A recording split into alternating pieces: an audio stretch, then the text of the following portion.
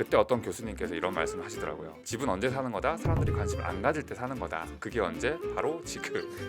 계약자들 대상으로 샤넬백을 어. 계약금 5%에 중도금이 없습니다. 잔금이 95%예요. 여긴 더블 역세권에 한강뷰가 나오는 아파트거든요. 네네네. 아직도 미분양 물량이 남아 있습니다. 얼어 죽어도 신축이라고 그러니까 하잖아요. 얼죽신이라고 했잖아. 이거 어떻게 된 거예요? 근데 그 말이 왜 무색해졌냐면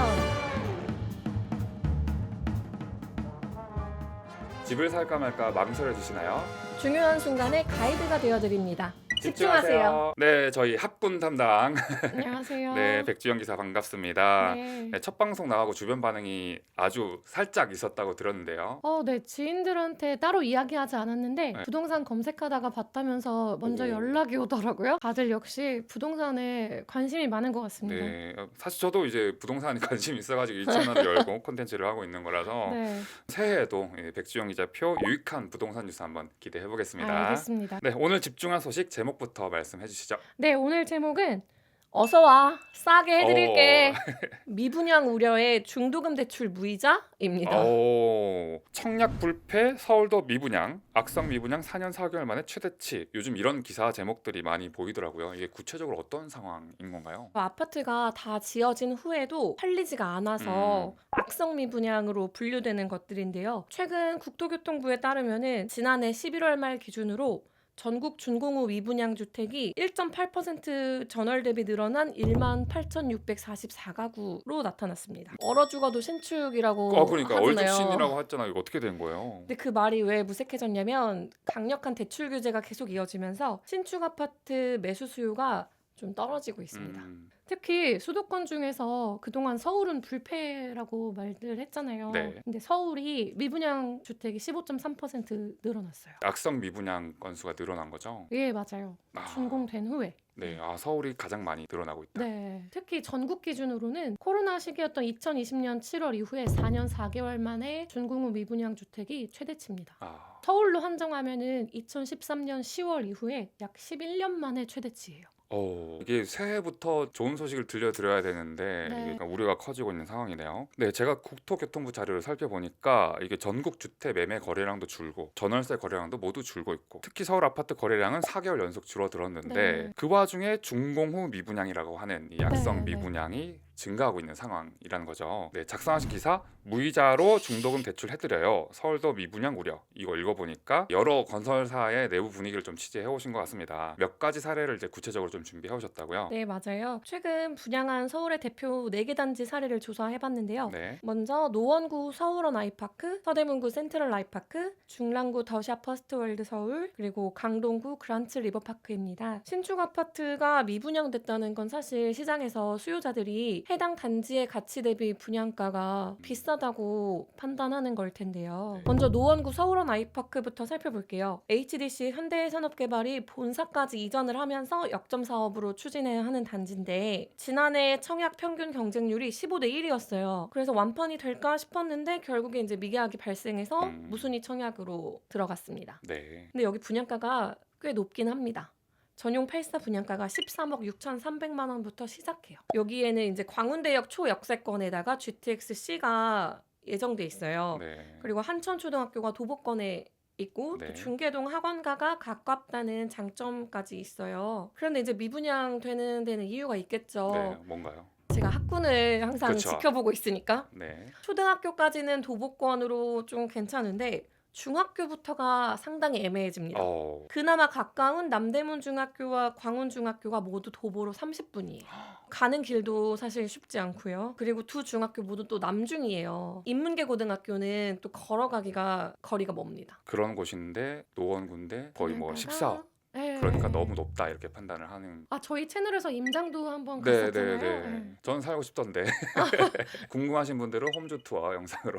그리고 다음은 서대문구 센트럴 아이파크입니다. 네. 서울원 아이파크가 상대적으로 중대형 평수의 미분양이 있었다면 여기는 중소형 평수까지 분양이 안 되고 있어요. 그래요? 지난해에 이어서 해를 넘겨서 지금 임의 공급 8차까지 간 상태고요. 최초 청약 때는 208가구 모집에 1,900여 명이 몰려서 1순위 마감됐던 곳이거든요. 아파트거든요. 근데 이제 여기는 금융 혜택을 주기로 변경을 했습니다. 아, 너무 안 팔려서. 네. 기존에는 계약금 10%의 중도금 이자 후불제였는데요. 잘 안 팔리니까 입주 시까지 계약금 5%에 중도금이 없습니다. 오. 잔금이 95%예요. 중도금 부담을 아예 없앤 거죠. 중도금 부담이 없으면은 입주 시점까지 계약금 5%만 내고 가져갈 수 있다는 일단 장점이 있고요. 네. 전매 제한 기간이 풀리면 바로 팔 수도 있습니다.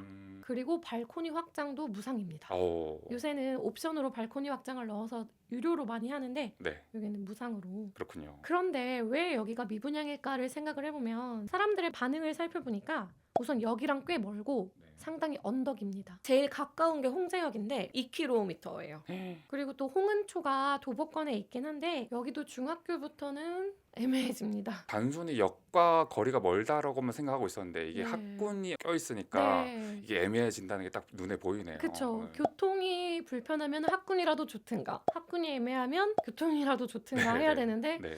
둘 다 좀 아쉽다는 평가가 많이 나오고 있어요. 네. 또 마땅히 다닐 만한 학원가도 부족한 상태예요. 그나마 대흥역 학원가가 가깝다고 하네요. 여기 분양가가 얼마인가요? 여기는 분양가가 상대적으로 저렴하긴 합니다. 사실 그 당시에는 저렴하다는 반응이 없었는데 네. 요즘에 계속 신축 분양가가 올라가다 보니까 오. 그때가 저렴했네라고 느껴지는 분양가인데요. 전용 네. 5구가 8억 6,030만 원, 오. 전용 8사가 11억 2,100만 원부터 시작했어요. 여기도 나름 도심지 아닌가요? 그쵸, 서대문구. 그쵸, 예. 아무래도 진짜 맞습니다. 학군이 껴 있어서 그럴 수 네, 있겠네요. 맞아요. 진짜 중요하다니까요. 그러니까요. 다음 단지는 어딘가요? 네, 다음은 가장 최근에 분양했던 곳인데요. 서울 중랑구 더샵 퍼스트월드 서울입니다. 네. 여기는 최초 분양 때부터 전용 84 초과 타입에 계약금 5% 조건을 내걸었어요. 이마저도 계약 당일에는 5천만 원만 납부하면 되고 그 이후에 나머지를 내면 되거든요. 전용 3구와 44 여기 소형 평수인데 중도금 대출이 무이자입니다. 아, 이렇게 파격적인 조건을 내걸었는데도 지금 미분양이 났다는 네, 거죠. 맞아요. 아무래도 지금 대출 규제가 이어지고 있고 정치 불확실성이 이어지면서 조금 기다렸다 사자라는 분위기가 커지고 있어가지고 여기는 분양가가 얼마죠? 여기도 분양가가 좀 높다는 평가가 많아요. 중대형 평형이긴 하지만 전용 98이 13억에서 15억 원대, 전용 118 분양가가 16억 원에서 18억 원대. 이 정도면 거의 꽤 많이 높죠. 예.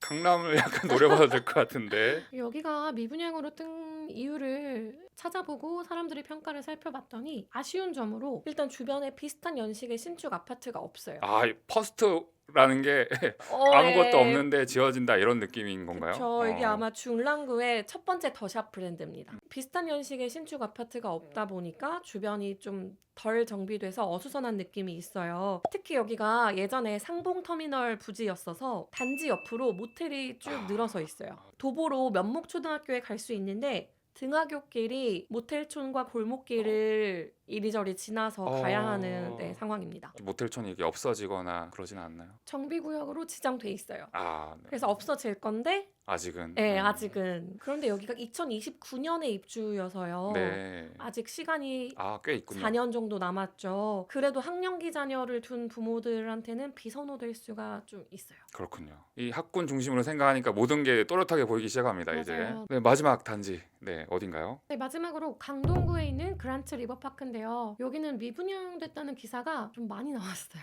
여긴 더블 역세권에 한강뷰가 나오는 아파트거든요. 네네네. 그리고 강동구 최초 하이엔드 아파트를 내걸었는데도 아직도 미분양 물량이 남아 있습니다. 여기는 혹시 금융 혜택 같은 게 주어지나요? 네, 여기가 너무 팔리지가 않아서 네. 계약자들 대상으로 샤넬백을 오. 계약금의 일정 퍼센테이지를 현금으로 지급하는 이벤트까지 열었어요. 샤넬 명품백까지. 여기도 1순위 평균 청약 경쟁률은 19.8대 1로 완판 예상됐었거든요. 네. 하지만 계약 취소가 많이 나왔어요. 여기는 천호역이랑 강동역 사이 대로변에 위치해 있어서 교통 입지는 정말 좋은 편이에요. 하지만 역시 여기도 분양가가 높다는 평가가 많습니다. 전용 84의 최고 분양가가 19억 4,900만 원이에요. 그 근처에 2017년에 입주한 레미안 강동 팰리스가 있는데 동일 면적이 지난달 말에 14억 5천만 원에 거래가 됐거든요. 그걸 고려하면은 아무리 신축이라고 해도 4억 원이나 높아서, 그런데 또 하이엔드 브랜드니까 또 그럴 법하다 싶기도 하다가도 역시 제가 늘 강조하는 거는 야, 이 학군이 또 문제인 건가요? 네, 주요 청약 대기층이나 적극 매수층이 3, 40대가 많잖아요. 네. 그러다 보니까 애 키우기가 좀 좋아야 인기가 높은데 지하철역 두 군데가 너무 가까워서 참 좋지만 앞뒤로 천호동 먹자골목이 위치해 있고요. 성일초나 성내초로 걸어가는 길도 골목이 있고 잘 정비가 아직 되지 않은 곳들이라서 역시나 또 학령기 자녀를 둔 가구는 고민이 될 수밖에 없습니다. 준비하다 보니까 어렸을 때 기억이 좀 나요. 아파트 계약자들 대상으로 자동차 승용차도 주고 뭐 이런 경품들을 내걸었던 게 언뜻 기억이 나는데 이게 최근 들어서 다시 이런 마케팅이 다시 생기기 시작했다고 해요. 또 분양가를 할인하는 경우도 예전엔 또 있었다고 하고 맞아요. 네. 네, 수천만 원 상당 계약금을 그냥 무덩이로 그냥 주는 경우도 있다고 하고 왜 이렇게까지 하는 걸까요? 이렇게 비용을 들여서 마케팅에 나서는 거는 건설사나 시행사는 PF 대출 금리가 높아진 상황에서 분양대금으로 자금을 빨리 갚아야 재무 부담도 줄어들고 유동성 위기도 맞닥뜨리지 않을 수가 있잖아요. 네. 그 자금난에 빠지지 않기 위한 최후의 몸부림? 실제로 지방에서는 미분양으로 인해서 지난해 폐업한 건설사가 2,100곳이 넘어요.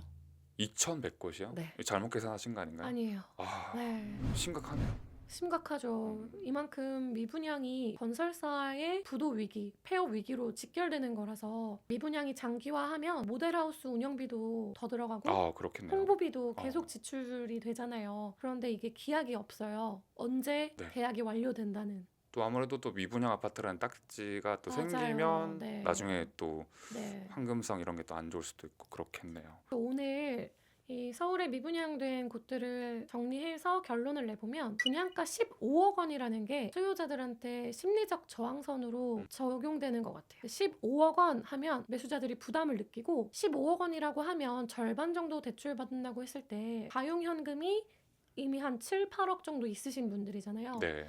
그럼 그분들 입장에서 이 돈이면 네. 더 좋은 입지에 갭 투자를 하겠다. 전세를 끼고. 그런 수요로 또 전환되기도 하더라고요. 올해는 또 분양가가 더 올라갈 거다 이런 기사도 있더라고요. 네, 맞아요. 분양가가 더 올라간다고 하는데 네, 고민이 참 많이 될 것 같네요. 제가 또 이런 미분양 기사들을 또 쭉 찾아보다 보니까 댓글에 보니까 이제 미분양 아파트 너나 사라 뭐 또 이런 댓글들이 많더라고요. 저희가 또 얼마 전에 이제 헬로홈즈 새 특집으로 2025년 집값 전망 전문가 인터뷰 영상을 이제 낸 적이 있는데 그때 어떤 교수님께서 이런 말씀을 하시더라고요. 집은 언제 사는 거다? 사람들이 관심을 안 가질 때 사는 거다. 맞아. 그게 언제? 바로 지금. 네, 일단 저부터 포함해서 이 아파트 매매를 고려하고 계신 분들이라면 이런 옥석을 좀 잘 가리셔가지고 이런 기회들을 좀 잘 잡아보시면 또 좋을 것 같네요. 끝으로 우리 시청자분들께 또 우리 백주영 기자 팬분들께 새해 인사 한번 전해주시죠. 네, 새해에도 저희 서울경제신문 건설부동산부 기자들 열심히 취재할 테니까 많은 관심 부탁드립니다. 저희 집중하세요 영상에도 댓글 달아주시면 영상에서 소개하도록 하겠습니다. 네, 다음 시간에는 이 집중하세요에서 재건축 재개발 담당으로 이 활동을 예고한 김태형 기자와 다시 돌아오겠습니다. 영상 넘기지 않고 끝까지 봐주신 여러분들 정말 감사합니다. 다음에 또 만나요. 안녕. 아니 안 그래도 그 댓글 보니까 아니 이렇게 네. 자녀 3명을 키우는 애기 엄마에게 가상한청 단지 하나 분양해서 줘야 된다 이런 댓글이 있더라고요. 네, 제발.